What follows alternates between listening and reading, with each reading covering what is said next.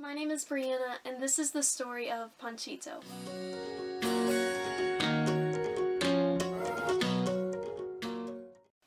It all starts about a month ago when I went with my young adult group from church on a mission trip to Guatemala. My team and I developed Bible lessons, activities, crafts for the week at 2 different VisionTrust learning centers. One was in Cruz Blanca and the other was in Los Verdes. Now you can ask any of my friends and they will tell you, I've never really been a kid person. The age I start to like kids is normally when they hit middle school, and by then they're not even kids anymore. But Panchito was different. Panchito was one of our Los Verdes kids. In fact, he was the youngest one, hence the nickname Panchito.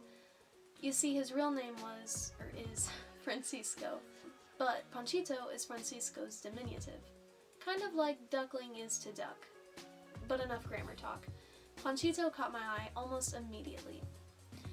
And not because he ran up to me, or was talkative, or particularly enthusiastic.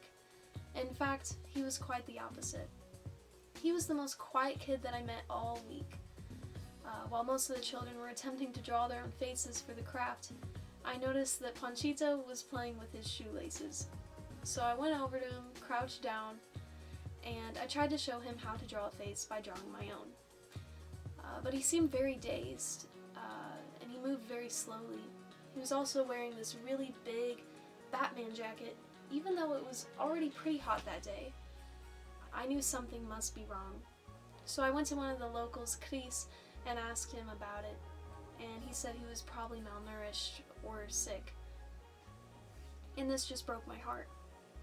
So at this point, Panchito was now amusing himself by breaking the crayon that I gave him. So I said, what the heck, and I turned his little craft into a paper airplane. A smile spread across his face, and we threw that thing back and forth for the longest time. Once class was over, I watched as he put it away in his Avengers backpack. He really liked superheroes. Yeah, and before he left, he spoke to me for the first and the last time. The only word that I caught was mama, and I'm not sure if he was calling me mama or talking about his own mom. It was probably just me being hopeful. Our last full day in Guatemala was spent learning about the culture. So we traveled to Antigua and we went to one of the markets there.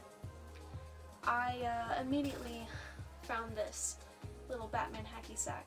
It caught my eye because it reminded me of Panchito's jacket. So of course I bought it right away. And now every time I see it, I'm reminded to pray for Panchito. I wish I had more pictures of Panchito, but more than that, I wish to provide for him. Something amazing that these VisionTrust Learning Centers do is that they make it possible to sponsor a child. Sponsoring a child enables you to not only write letters and connect to your child on a personal level, but you'll also be able to provide for their holistic care, including their education, food, medical care, and most importantly, spiritual discipleship. All it takes is $40 a month, and it makes a world of difference for these kids. I pray that through sponsorship, you can have a connection like I did. Go to visiontrust.org or contact Karin Daun for more info. Ya de ahí se pone dulce. ¿Ya se puso dulce? ¡Oh!